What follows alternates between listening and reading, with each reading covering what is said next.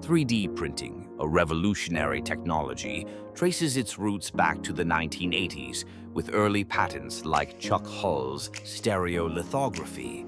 This groundbreaking process allowed for the creation of three-dimensional objects from digital files, paving the way for rapid prototyping.